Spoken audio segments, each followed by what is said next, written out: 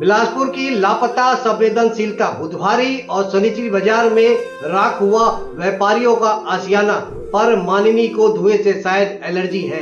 कहते हैं कि लोकतंत्र में जनता जब किसी को वोट देकर माननीय बनाती है तो वह उसे अपनी सुरक्षा और संकट का खेवनहार चुनती है। लेकिन बिलासपुर के बुधवारी बाजार, शनिचरी बाजार और व्यापार विहार के बदकिस्मत व्यापारियों को शायद यह गलतफहमी हो गई थी। बीते दिनों लगी भीषण आग ने दर्जनों व्यापारियों की सालों की जमा पूंजी, स्टॉक और दुकानें जलकर खाक कर दी। बाजारों में चारों तरफ सिर्फ राख है, बर्बादी है और अपनी किस्मत पर रोते व्यापारियों के आंसू है। अगर कुछ नहीं है तो वह है क्षेत्र के वर्तमान विधायक महोदय की उपस्थिति। वोट की गर्मी से चुनाव जीते पर आग की तपन से दूरी क्यों? मित्रों, हाँ, मैं गोविंद शर्मा आपके सामने फिर हाजिर हूँ। हम नहीं बोलेंगे तो कौन बोलेगा। चुनावी मौसम में जो हाथ व्यापारियों के सामने एक मौका दीजिए कहकर 24 घंटे जुड़े रहते थे, आज संकट की इस घड़ी में सबसे हाथ व्यापारियों के कंधे पर ढाढ़स बांधने के लिए भी नदारत है। बिलासपुर के पीड़ित व्यापारी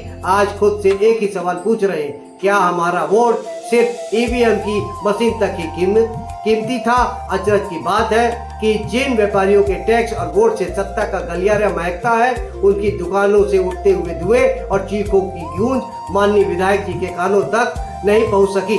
आगजनी होने के बाद भी विधायक जी का पीड़ितों से न मिलने आना सिर्फ बिलासपुर के व्यापारी जगत को कचोट रहा है, बल्कि यह लोकतंत्र के जनप्रतिनिधि शब्द पर भी एक बड़ा प्रश्न चिन्ह लगता है। यह राजनीति का नहीं, रोजी रोटी का गंभीर संकट है। व्यंग अपनी जगह है, लेकिन इसके पीछे छिपा दर्द बेहद भयावह है। जिन बाजारों में कभी लाखों का टर्नओवर होता था, वह आज सन्नाटा है। छोटे और मध्यम वर्गीय व्यापारी जिन्होंने कर्ज लेकर त्योहारों के सीजन के लिए माल डंप खरीदा होगा, जो रोज अपनी दुकानदारी कर अपने परिवार का जीवन यापन करने वाले आज पाई पाई को मोहताज हो गए हैं। कई परिवारों के सामने रोजी रोटी का संकट खड़ा हो गया है। यह कोई राजनीतिक अखाड़ा नहीं है, बल्कि यह पीड़ित परिवारों के वजूद की लड़ाई है। ऐसे समय में जनप्रतिनिधि का पहला कर्तव्य होता है कि वह खुद जमीन पर उतरे, पीड़ितों के बीच बैठकर उनकी बात सुने और प्रशासन के सामने मजबूती से उनका पक्ष रखे। कागजी घोड़ों के भरोसे कब तक बैठेंगे पीड़ित? नियमों की बात करें तो शासन के पास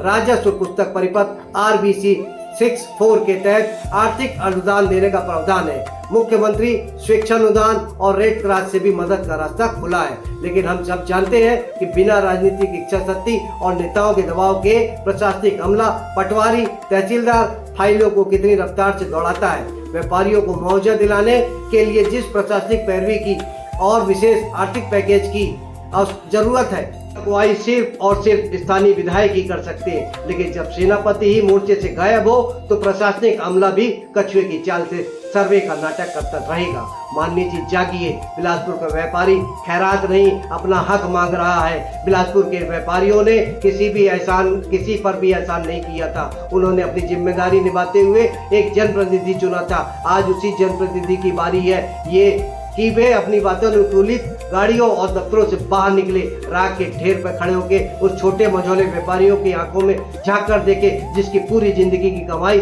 चंद घंटों में सुहा हो गई।